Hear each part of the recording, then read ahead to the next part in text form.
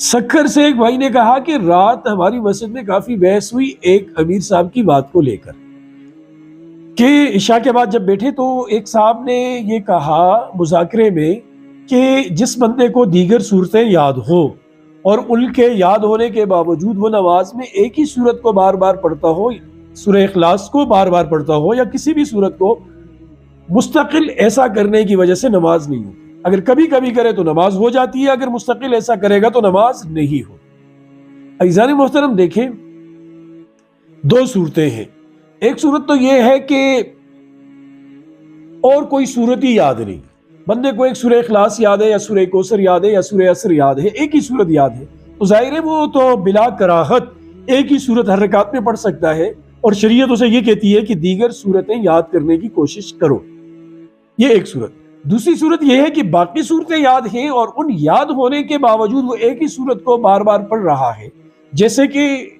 ان کے ساتھ یہ واقعہ ہوا۔ تو وہ جو صاحب نے، امیر صاحب نے جو بات کی یا اس دیندار بندے نے، وہ غلط بات کی، ان کا علم اس کے اوپر موجود کامل نہیں تھا۔ اس سے نماز فاسد نہیں ہوتی، چاہے وہ ساری زندگی ایک صورت ایک نماز میں پڑھتا رہے، نماز پر اثر نہیں پڑتا۔ ہاں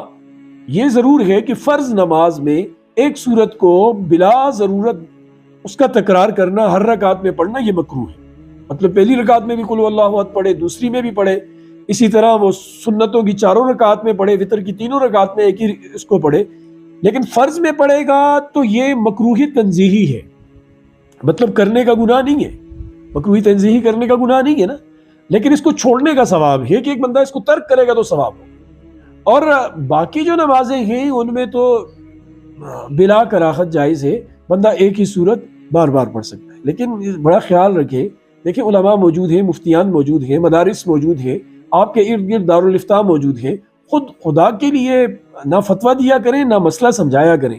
آپ ماشاءاللہ سے اپنی دل دماغ سے کسی بات کو اچھا سمجھتے ہیں اور بہتر کر کے سمجھانے کی کوشش کرتے ہیں، لیکن چونکہ آپ کا نالج اس بارے میں اتنا مکمل نہیں ہوتا، آپ کی معلومات ناقص ہوتی ہیں،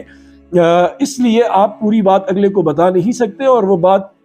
کا پتنگڑ بن جاتا ہے، کچھ اور ہی بن جاتا ہے۔ اور اسلام میں تو بڑا خیال رکھنا چاہیے، پھونک پھونک کے قدم رکھنا چاہیے اور بہت غور و فکر کے بعد کوئی بات کرنی چاہیے۔ اللہ ہمیں سمجھ کی توفیق نصیب۔